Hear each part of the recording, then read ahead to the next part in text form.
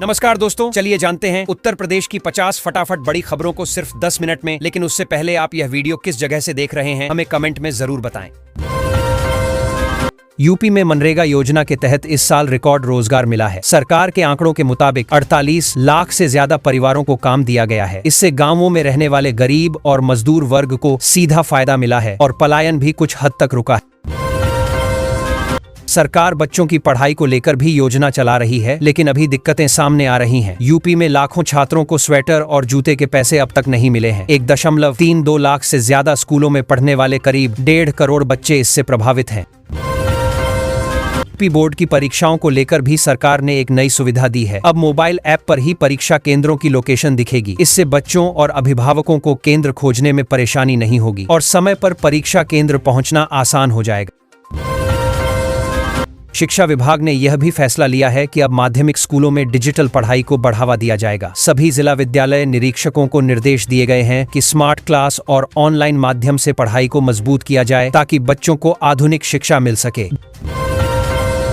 जनवरी 2026 में मुख्यमंत्री योगी आदित्यनाथ उत्तर प्रदेश स्वच्छ वायु प्रबंधन परियोजना लॉन्च करेंगे। इसका मकसद प्रदेश के शहरों में बढ़ते प्रदूषण को नियंत्रित करना है। इस योजना से आने वाले समय में हवा की गुणवत्ता बेहतर होने की उम्मीद जताई जा रही। वक्फ संपत्तियों को लेकर भी यूपी ने बड़ी उपलब्धि हासिल की है। उम्मीद पोर्टल के जरिए ऑनलाइन वक्फ संपत्ति रजिस्ट्रेशन में यूपी देश में सबसे आगे निकल गया है। इससे पारदर्शिता बढ़ेगी और संपत्तियों से जुड़ा विवाद भी कम होगा। फाइलेरिया मरीजों की पहचान के लिए अब एंटीजन टेस्ट का इस्तेमाल किया जाएगा। स्वास्थ्य मंत्रालय से 2.5 लाख किट मांगी गई हैं ताकि एक ही दिन में ज्यादा मरीजों की जांच हो सके और समय पर इलाज शुरू किया जा सके। सरकारी अस्पतालों में सुविधाएं बढ़ाने की तैयारी भी चल रही है। पेट के मरीजों के लिए अस्पतालों में बेड बढ़ाए जाएंगे। इससे गंभीर मरीजों को भर्ती होने में परेशानी नहीं होगी और इलाज में देरी भी कम होगी। यूपी बोर्ड परीक्षा में कुछ छात्रों को मानक से बहुत दूर परीक्षा केंद्र मिला है। कहीं कहीं छात्रों को 113 किलोमीटर दूर जाना पड़ रहा है। इसको लेकर अब तक 397 आपत्तियां और प्रत्यावेदन दिए जा चुके हैं। वोटर लिस्ट को लेकर भी बड़ी चिंता की बात सामने आई है। यूपी में अब भी करीब 2 करोड़ सर फॉर्म नहीं भरे गए हैं। अगर 26 दिसंबर तक ये फॉर्म नहीं भरे गए तो कई लोगों के नाम वोटर लिस्ट से कट हैं। राजनीति की बात करें तो भाजपा इस बार चुनाव में पिछड़े वर्ग पर खास फोकस कर रही है। पार्टी अगड़ा बनने के लिए पिछड़ों पर ही दांव लगा रही है, लेकिन दूसरे दलों में सेंध लगाना उनके लिए बड़ी चुनौती साबित हो सकता है। यूपी बीजेपी अध्यक्ष बनने के बाद पंकज चौधरी के सामने नई जिम्मेदारियां और चुनौतियां हैं। उनके अध्यक्ष बनने से मंत्रिमंडल विस्तार की चर्चाएं तेज हो गई हैं। पार्टी के अंदर और बाहर सभी की नजरें अब इसी पर टिकी। बंद हो चुके सेंटर में अल्ट्रासाउंड जांच कराए जाने का खुलासा हुआ है। इस मामले में डॉक्टर की भूमिका भी संदिग्ध बताई जा रही है। प्रशासन पूरे मामले की जांच में जुटा हुआ है। आईआईटी कानपुर अब सिर्फ पढ़ाई तक सीमित नहीं रहा। विकसित उत्तर प्रदेश 2047 के लक्ष्य के तहत यह संस्थान एक मजबूत स्टार्टअप हब के रूप में उभर रहा है। यहाँ से नए स्टार्टअप और रोजगार के अवसर पैदा हो रहे हैं। वन मंत्री आवास मार्ग पर घटिया सड़क बन रही है, लेकिन नगर निगम इससे पल्ला झाड़ रहा है। सवाल उठ रहा है कि अगर निगम नहीं तो आखिर यह सड़क कौन बनवा रहा है। सुबह पूरा शहर कोहरे की चादर में लिपटा रहा। तापमान में गिरावट दर्ज की गई और धूप के तेवर भी कमजोर रहे। ठंड बढ़ने से लोगों को काफी परेशानी का सामना करना पड़ा। लखनऊ में अवैध कॉलोनियों पर बड़ी कार्रवाई हुई है। 500 बीघा जमीन पर बनी अवैध कॉलोनियों को 25 बुलडोजरों से ध्वस्त किया गया। प्रशासन ने लोगों से अपील की है कि प्लॉट लेने से पहले जांच जरूर लें। SGPGI लखनऊ में स्वास्थ्य सुविधाएं और बेहतर होने जा रही हैं। एक साल में 3 नए विभाग शुरू किए गए हैं। इससे MRI और CT स्कैन की लंबी वेटिंग खत्म होने की उम्मीद है और मरीजों को जल्दी जांच मिलेगी। लखनऊ में कुछ जांच केंद्रों की मनमानी भी सामने आई है। CBC और LFT जैसी जांचों पर खर्च सिर्फ 100 रुपये आता है, लेकिन मरीजों से 500 रुपये तक वसूले जा रहे हैं। प्रशासन से कार्रवाई की मांग उठ रही। KGMU में अब जहर की पहचान और इलाज की सुविधा शुरू की जाएगी। इससे जहर खाने या जहरीले पदार्थ से प्रभावित मरीजों का समय पर सही इलाज संभव हो सकेगा और जान बचाने में मदद मिलेगी। प्रधानमंत्री से परीक्षा पर सवाल पूछने का मौका छात्रों को दिया जा रहा है। इसके लिए 11 जनवरी तक सवाल भेजे जा सकते हैं। बच्चे अपनी परीक्षा से जुड़ी समस्याएं और सुझाव सीधे PM तक पहुंचा सकेंगे। कृषि सुधार को लेकर एक अध्ययन सामने आया है जिसमें कहा गया है कि यह सिर्फ जमीन का मुद्दा नहीं बल्कि सामाजिक न्याय से भी जुड़ा सवाल है। किसानों की स्थिति सुधारने के लिए सामाजिक ढांचे में बदलाव जरूरी बताया गया है।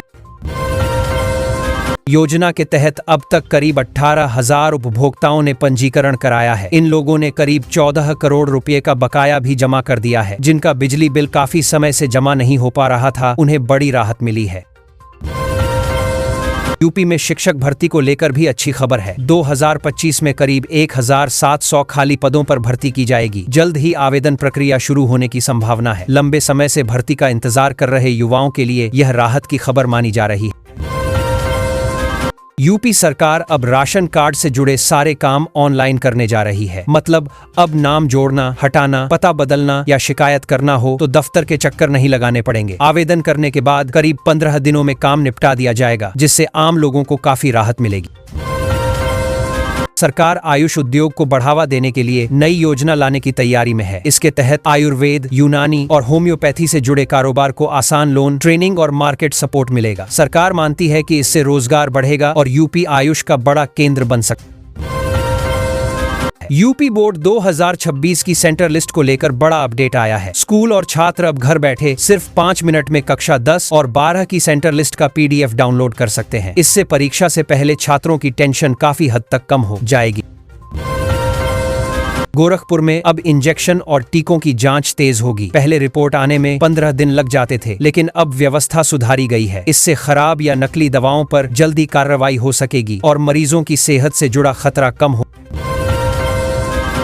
लोहिया संस्थान में अब जहर के मामलों का इलाज ज्यादा सटीक तरीके से किया जाएगा। नई तकनीक और बेहतर जांच सुविधा से डॉक्टर जल्दी तय कर पाएंगे कि कौन सा जहर है। इससे इलाज समय पर होगा और मरीज की जान बचने की संभावना बढ़ेगी। यूपी में ग्राम पंचायत चुनाव की तैयारियां तेज हो गई हैं। 57,000 से ज्यादा ग्राम पंचायतों और 826 क्षेत्र पंचायतों में चुनाव होने हैं। गांव-गांव में राजनीतिक हलचल शुरू हो गई है और संभावित उम्मीदवार अभी से लोगों से संपर्क बनाने में जुट गए। अलीगढ़ में अतिक्रमण हटाने गई टीम और लोगों के बीच जमकर नोकझोंक हो गई। कार्रवाई के दौरान करीब 70 पक्के निर्माण ढा दिए गए। प्रशासन का कहना है कि ये अवैध थे, जबकि स्थानीय लोग कार्रवाई को गलत बता रहे हैं, जिससे माहौल काफी तनावपूर्ण हो गया। यूपी बीजेपी प्रदेश अध्यक्ष के चुनाव को लेकर आज नामांकन की प्रक्रिया शुरू हो गई है। पार्टी के कई बड़े नेताओं के नाम चर्चा में हैं। माना जा रहा है कि यह फैसला मिशन 2027 को ध्यान में रखकर किया जाएगा, इसलिए संगठन में काफी हलचल है। बीजेपी प्रदेश अध्यक्ष पद के लिए पंकज चौधरी का नाम लगभग फाइनल माना जा रहा है। पार्टी के अंदर खाने में उनके समर्थन की बातें तेज हैं। संगठन और सरकार दोनों में संतुलन बनाने की रणनीति के तहत उनका नाम आगे बढ़ाया गया। कई लोग जानना चाहते हैं कि पंकज चौधरी कौन है। बताया जा रहा है कि वे संगठन में लंबा अनुभव रखते हैं और उनकी कंपनी घरेलू उपयोग का तेल बेचती है। उनकी नेटवर्थ और राजनीतिक पकड़ को लेकर भी काफी चर्चा हो रही है। पशुपालन मंत्री धर्मपाल सिंह का नाम भी बीजेपी प्रदेश अध्यक्ष की रेस में चल रहा है। वे पश्चिम यूपी में मजबूत पकड़ रखते हैं। पार्टी नेतृत्व अलग अलग समीकरणों को देखकर फैसला ले सकता है, इसलिए आखिरी समय तक सस्पेंस बना हुआ है। बीजेपी प्रदेश अध्यक्ष को लेकर आज या कल बड़ा ऐलान हो सकता है। पार्टी सूत्रों के मुताबिक नाम लगभग तय है, लेकिन आखिरी मुहर शीर्ष नेतृत्व लगाएगा। कुछ लोग सरप्राइज नाम की भी चर्चा कर रहे हैं, जिससे उत्सुकता और बढ़ गई है। योगी सरकार की जो मुफ्त आवासीय योजना और मुख्यमंत्री अभ्युदय कोचिंग है, उसे अब एक मॉडल के तौर पर देखा जा रहा है। सरकार कह रही है कि कई बच्चों को इससे बेहतर तैयारी का मौका मिला है और गरीब परिवारों को आवास का भरोसा भी मजबूत हुआ है, जिससे लोगों में योजना को लेकर भरोसा बढ़ा है। योगी मॉडल की एक और चर्चा चल रही है, जहां अटल आवासीय विद्यालयों में हुए बदलाव को काफी सराहा जा रहा है। सरकार का कहना है कि इन स्कूलों में पढ़ाई और सुविधाएं काफी बेहतर हुई हैं और बच्चे अब आधुनिक तरीके से पढ़ाई कर पा रहे हैं, जिससे भविष्य में इन स्कूलों की डिमांड और बढ़ सकती है। सीएम योगी ने माघ मेला 2026 का लोगो जारी कर दिया है। सरकार इस बार आयोजन को और भव्य करने की तैयारी में है। अधिकारी लगातार इलाहाबाद में व्यवस्थाओं को दुरुस्त करने में लगे हुए हैं। सरकार चाहती है कि देश विदेश से आने वाले में उत्तर प्रदेश को जल्द ही पहला ग्रीन एयरपोर्ट मिलने वाला है। इसमें सौर ऊर्जा, रेन वाटर हार्वेस्टिंग और ईवी चार्जिंग जैसी सुविधाएं होंगी। सरकार इसे पर्यावरण के हिसाब से एक मॉडल प्रोजेक्ट बना रही है ताकि आने वाले समय में बाकी जगह भी ऐसे एयरपोर्ट तैयार किए जा सकें और कार्बन उत्सर्जन कम किया जा सके। अब में स्कूलों की छुट्टियों को लेकर जानकारी जारी हुई है। बच्चे अब जान पाएंगे कि कब से कब तक स्कूल बंद रहने वाले हैं। सर्दी का भी असर बढ़ रहा है तो छुट्टियों की लिस्ट का असर परिवारों पर भी पड़ेगा, क्योंकि सब अपने हिसाब से त्योहार और बाहर जाने का प्लान बना पाएंगे। प्रियंका गांधी के मथुरा स्थित बांके बिहारी मंदिर आने की चर्चा है। दिल्ली में उन्होंने पदाधिकारियों से मीटिंग की है और माना जा रहा है कि यूपी में माहौल बनाना शुरू हो चुका है। अगर वो मंदिर आती हैं तो मीडिया कवरेज और राजनीतिक हलचल दोनों बनाना है बढ़ेंगे, जिससे स्थानीय राजनीति में हलचल तेज हो सकती है। सर की समय सीमा 6 राज्यों और केंद्र शासित प्रदेशों में भी बढ़ा दी गई है। आयोग का कहना है कि सिस्टम में अपडेट की दिक्कतों और फॉर्म भरने की धीमी प्रक्रिया को देखते हुए ये कदम जरूरी था। अब बाकी राज्यों में भी लोगों को सही से समय मिल सकेगा और चुनाव प्रक्रिया सुचारू ढंग से चलेगी। यूपी रोडवेज में महिला परिचालक के पदों के लिए आवेदन बहुत कम आए हैं। प्रयागराज में 200 पद खाली हैं, लेकिन सिर्फ 76 ने आवेदन दिया है। इससे विभाग को परेशानी हो रही है, क्योंकि महिला कर्मियों की संख्या बढ़ाने का लक्ष्य अधूरा रह सकता है और बस संचालन पर भी असर पड़ सकता है।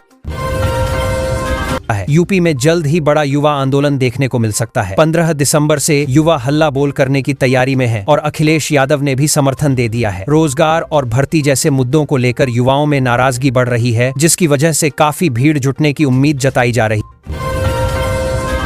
CRS पोर्टल में खराबी के कारण कई जगह जन्म मृत्यु प्रमाण पत्र नहीं बन पा रहे हैं। इससे लोगों को अस्पताल, स्कूल और सरकारी कामों में दिक्कत हो रही है। अधिकारी कह रहे हैं कि सिस्टम ठीक होने के बाद बैकलॉग तेजी से पूरा किया जाएगा, लेकिन अभी लोगों को दफ्तरों के चक्कर लगाने पड़ रहे हैं।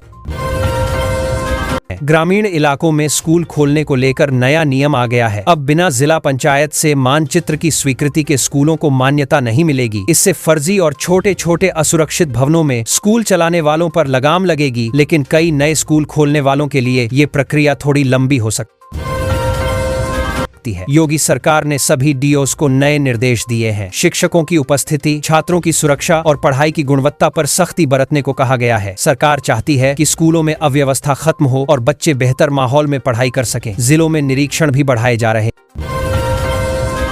उत्तर प्रदेश को इनोवेशन हब बनाने की दिशा में बड़ा कदम उठाया गया है। एई, ब्लॉकचेन और मेडिटेक सहित 7 सेंटर ऑफ एक्सीलेंस को मंजूरी दी गई है। इससे युवाओं को नई तकनीक सीखने का मौका मिलेगा और उद्योगों में भी रोजगार बढ़ेगा। इसे यूपी की तकनीकी छवि को मजबूत करने वाला कदम माना जा रहा है। सुबह ठंड और कोहरे ने लोगों को परेशान कर दिया है। सड़कों पर विजिबिलिटी कम हो गई है और दफ्तर जाने वाले लोग ठिठुरते हुए निकल रहे हैं। मौसम विभाग का कहना है कि अगले कुछ दिन तक ठंड और बढ़ सकती है, इसीलिए लोगों को सावधानी बरतने की जरूरत है और सुबह सुबह ज्यादा जल्दी निकलने से बचना चाहिए।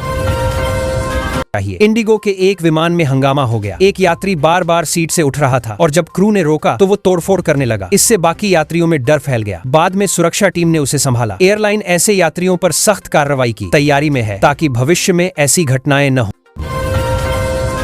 शिक्षक MLC चुनाव को लेकर दावे और आपत्तियां 16 तारीख तक लिए जाएंगे। कई शिक्षक अपने नाम और विवरण को लेकर फॉर्म ठीक करा रहे हैं। आयोग चाहता है कि सूची बिल्कुल साफ सुथरी बने ताकि आगे मतदान में कोई विवाद न आए और चुनाव ठीक से पूरा किया जा सके। अखिलेश यादव के 40-50 हजार वाले बयान पर राजनीति गर्म है। कांग्रेस के कुछ नेता भी कह रहे हैं कि ये बात सही है और युवाओं को आर्थिक मदद मिलनी चाहिए। दूसरी तरफ विरोधी दल इसे चुनावी लालच बता रहे हैं, लेकिन सोशल मीडिया पर इस मुद्दे पर खूब बहस चल रही है और युवाओं की दिलचस्पी भी बढ़ रही है।